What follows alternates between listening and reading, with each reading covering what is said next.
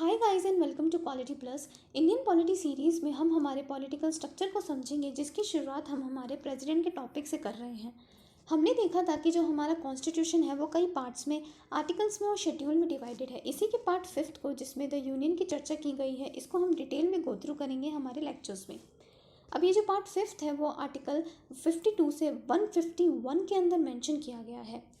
यही पार्ट कुछ चैप्टर्स में भी डिवाइडेड है, जिसमें जो चैप्टर 1 है उसमें द यूनियन एग्जीक्यूटिव की चर्चा की गई है।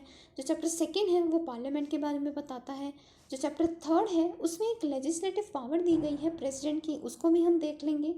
जो चैप्टर 4 है उसमें यूनियन जुडिशरी है। जो चैप्टर 5 है वो कैग के बारे में बताता है, इसको भी हम लेक्चर्स में देखेंगे।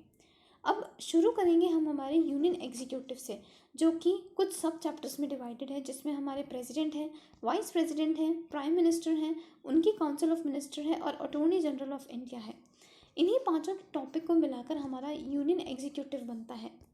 इसी के पहले सब चैप्टर यानी प्रेसिडेंट से हम शुरू करेंगे हमारे इंडियन पॉलिटी को। अब प्रेसिडेंट का टॉपिक करते हुए हम ये देखेंगे कि जो प्रेसिडेंट है वो एक्चुअल में होते कौन हैं, क्या रोल है इनके पास, कॉन्स्टिट्यूशन में क्या प्रोविज़न दिए गए हैं इनसे रिलेटेड, इलेक्टोरल कॉलेज के टर्म को समझेंगे कि ये क्या होता है, मैनर ऑफ इलेक्शन देखेंगे प्रेसिडेंट का, और इनके इलेक्शन का प्रोसेस क्या रहता है उसको भी समझने की कोशिश करेंगे हम इस पार्ट के थ्रू। अब हमारे जो प्रेसिडेंट हैं वो head of the Indian state कहे जाते हैं, फर्स्ट सिटीज़न भी कहे जाते हैं इंडिया के। He is the first citizen of India. Unity, integrity और सॉलिडेरिटी जैसे जो सिंबल्स होते हैं उनको दर्शाते हैं हमारे प्रेसिडेंट। और डीजर एग्जीक्यूटिव कहे जाते हैं।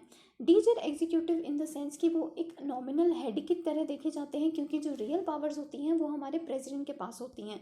इनके पास सिर्फ नॉमिनल पावर्स होती हैं। प्राइम मिनिस्टर और उनकी काउंसिल ऑफ मिनिस्टर जो इन्हें रोल देते हैं वो यही रोल परफॉर्म करते हैं, इसीलिए इन्हें डीजर एग्जीक्यूटिव के नाम से भी जाना जाता है।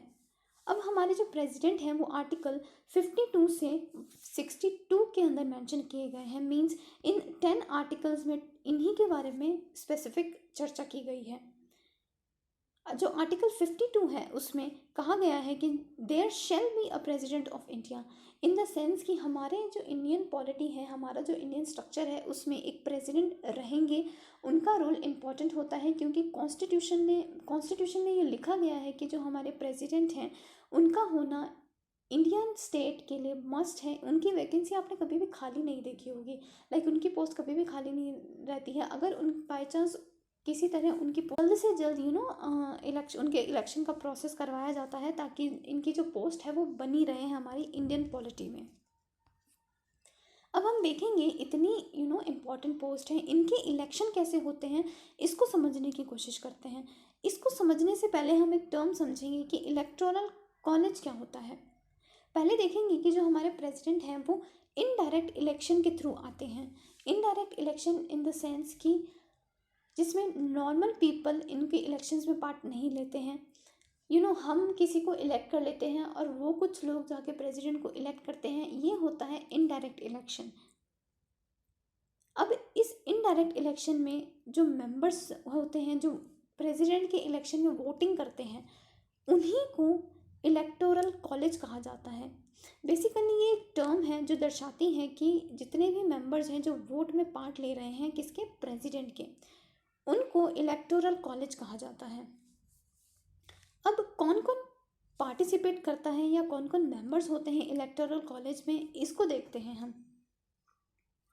हमारा जो इलेक्टोरल कॉलेज होता है इसमें राज्यसभा प्लस लोकसभा के इलेक्टेड मेंबर्स होते हैं। हमारी जो स्टेट लेवल की जो लेजिस्लेटिव असेंबलीज होती हैं उनके इलेक्टेड मेंबर्स पार्ट लेते हैं। हमारी जो यूनियन टेरिटरीज़ हैं उनमें भी लेजिस्लेटिव असेंबलीज होती हैं, उनके भी इलेक्टेड मेंबर्स पार्ट लेते हैं। पर ध्यान दीजिएगा, सिर्फ 2 यूटी ऐसी हैं, 2 यूनियन टेरिटरीज ऐसी हैं लाइक दिल्ली और पुडुचेरी, इन 2 के ही इलेक्टेड मेंबर सिर्फ पार्ट लेते हैं, बाकी जितने भी यूटीज़ हैं वो पार्ट नहीं लेते हैं। इसको थोड़ा डिटेल में देखते हैं, जिसमें यूनियन लेवल पर आपको पता होगा हमारी पार्लियामेंट होती है और स्टेट लेवल पर हमारी होती है स्टेट लेजिस्लेचर। अब जो पार्लियामेंट है वो उसके 2 हाउसेज होते हैं, Lok Sabha plus Rajya Sabha. State legislature में भी सेम सिस्टम काम करता है, पर यूनिक यूनिकैमरल का प्रोसेस है हमारे स्टेट्स में, पर कुछ ऐसे स्टेट्स हैं जिसमें लेजिस्लेटिव काउंसिल का भी प्रोविज़न दिया गया है। लेजिस्लेटिव काउंसिल को हम विधान परिषद के नाम से जानते हैं और जो लेजिस्लेटिव असेंबली है उसको विधानसभा कहा जाता है। अब कौन कौन पार्ट लेता है, तो जो हमारी यूनियन लेवल पर पार्लियामेंट है उसके जो दो हाउसेस हैं, लोकसभा के elected MPs like member of parliament और राज्यसभा के इलेक्टेड एमपीज।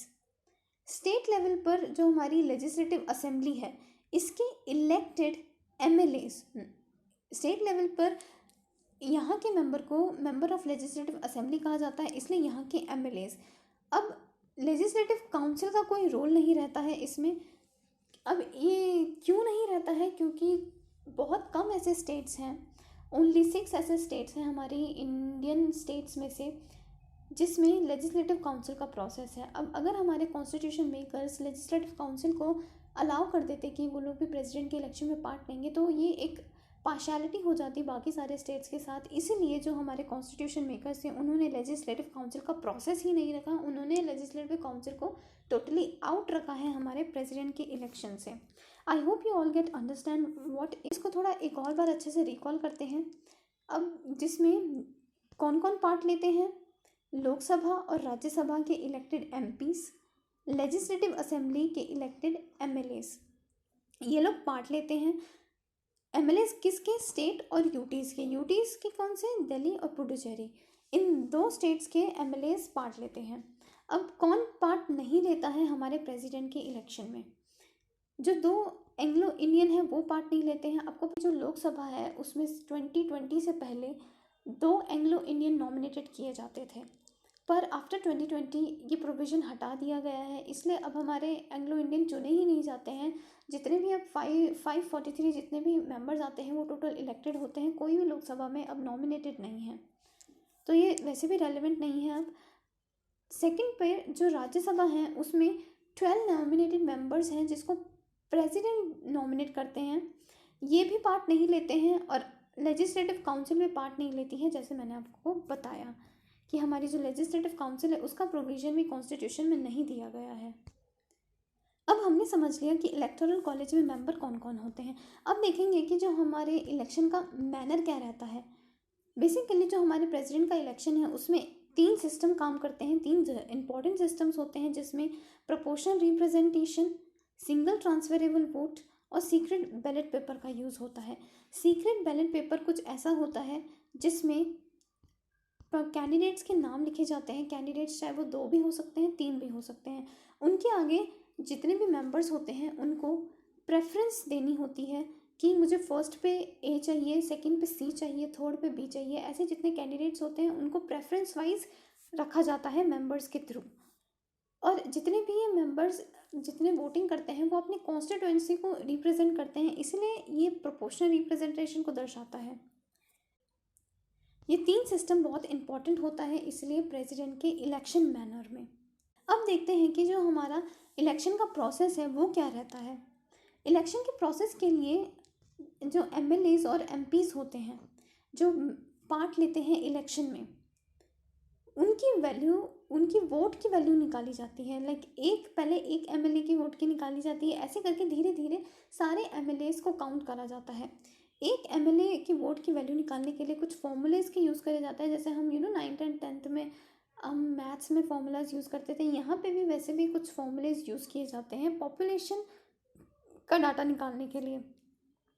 अब जो एक एमएलए की वैल्यू कैसे निकाली जाती है, जिसमें जिस भी स्टेट का वो एमएलए होता है, चाहे वो राजस्थान का हो गया, पंजाब का हो गया, हरियाणा का हो गया, बिहार का हो गया, ऐसे करके उस स्टेट की पॉपुलेशन ऊपर रखी जाती है, नीचे वहाँ के जितने भी इलेक्टेड एमएलएज होते हैं उनकी संख्या रखी जाती है और उसको डिवाइड कर दिया जाता है 1/1000 से।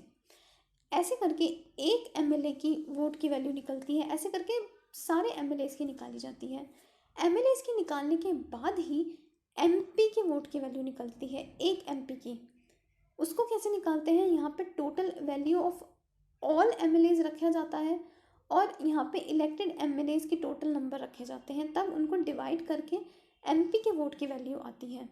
अब ये ध्यान रखने वाली बात है कि जो ये पॉपुलेशन का जो चल रहा है, जो स्टेट की पॉपुलेशन है वो 1971 के सेंसस वाली ही पॉपुलेशन चल रही है।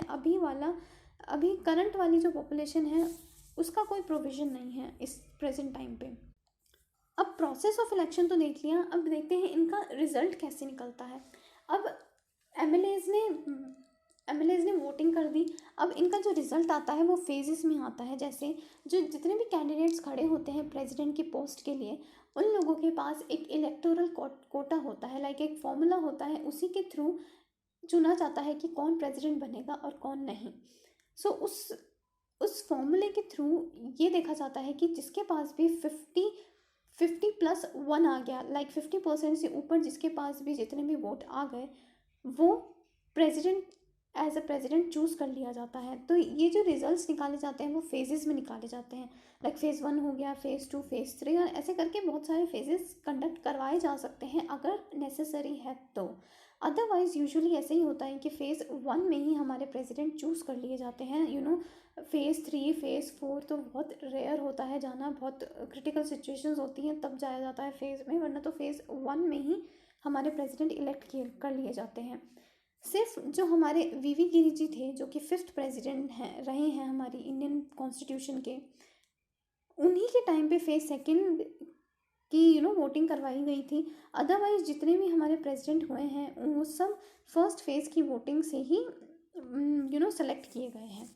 अब हमारे जो कॉन्स्टिट्यूशन मेकर्स थे उन्होंने इनडायरेक्ट का मेथड क्यों चुना, क्यों इतना डिफ़िकल्ट मैनर चुना? लाइक हमको भी समझने में कभी कभी दिक्कत आ जाती है कि प्रेसिडेंट का इलेक्शन थोड़ा टिपिकल टाइप का होता है। तो कॉन्स्टिट्यूशन मेकर्स जब इनका प्रोसेस डिसाइड कर रहे थे तब बहुत क्रिटिसिज्म हुआ कि क्यों नहीं डायरेक्ट इलेक्शन रखे गए इनडायरेक्ट के थ्रू। अब हमारे जो कॉन्स्टिट्यूशन थे उनका मानना था कि जो हमारे प्रेसिडेंट हैं वो बस एक नॉमिनल हेड है। Nominal head in the sense उनके पास कोई अपनी पावर नहीं है, वो सब किसके थ्रू कर रहे हैं? प्रेसिडेंट और प्राइम मिनिस्टर और उनकी काउंसिल ऑफ मिनिस्टर्स के थ्रू। तो वो सिर्फ एक नॉमिनल एग्जीक्यूटिव है और रियल पावर किसके पास है? पीएम के पास। तो इसी वजह से कि अगर हमारे कॉन्स्टिट्यूशन मेकर्स डायरेक्ट इलेक्शंस करवाते और अगर वो पीपल के थ्रू इलेक्ट करते, तो पीएम और हमारे प्रेसिडेंट में दोनों में कॉन्फ्लिक्ट रहता कि हम दोनों ही पीपल के थ्रू इलेक्टेड हैं, तो रियल पावर किसके पास रहेगी? इसीलिए ये थोड़ा और कॉम्प्लिकेटेड सिचुएशन हो जाती। इसलिए हमारे जो कॉन्स्टिट्यूशन मेकर्स थे उन्होंने इनडायरेक्ट इलेक्शंस का रास्ता चुना। दूसरा रीज़न ये भी था कि जो हमारा ये जो डायरेक्ट इलेक्शन के जो प्रोसेस होते हैं वो बहुत कॉस्टली होते हैं, बहुत टाइम लग जाता है इनमें और बहुत एनर्जी भी जाती है इनका प्रोसेस करवाने के लिए। और इसीलिए ये सब करवाना बस एक सिंबॉलिक हेड को चूज़ करने के लिए, तो ये एक अननेसेसरी माना जा रहा था। इसलिए हमारे कॉन्स्टिट्यूशन इनडायरेक्ट इलेक्शन की तरफ गए। अभी का जो हमारा लाइक प्रोसेस है इलेक्शन का, वो स्टेट को भी दर्शाता है और यूनियन को भी दर्शाता है, क्योंकि यूनियन से भी एमपीज़ इलेक्ट कर रहे हैं उन्हें और स्टेट से भी एमएलएज आ रहे हैं इलेक्ट करने के लिए। तो जो हमारे प्रेसिडेंट हैं वो यूनियन और स्टेट दोनों को दर्शाते हैं। इसलिए जो अभी वाला करंट सिनेरियो है वो एकदम परफेक्ट है हमारे प्रेसिडेंट की इलेक्शन के लिए। आगे वाले पार्ट में हम ये देखेंगे कि जो हमारे प्रेसिडेंट हैं उनका इम्पीचमेंट कैसे होता है। अब इलेक्ट हो गए तो रिमूवल का भी तो कोई प्रोसेस होगा, इसको भी तो गो थ्रू करना पड़ेगा हमको। तो इसी प्रोसेस को हम देखेंगे। वो क्वालिफिकेशंस क्या होती हैं कि एक पर्सन अगर प्रेसिडेंट एज अ प्रेसिडेंट बनना चाहता है तो क्या क्या क्वालिफिकेशंस होती हैं बनने के लिए, उसको देखेंगे। क्या क्या कंडीशंस है प्रेसिडेंट की, इन सब गो थ्रू करेंगे हमारे आने वाले पार्ट्स में। अगर वीडियो अच्छा लगा हो तो do let me know in comment section. Good bye.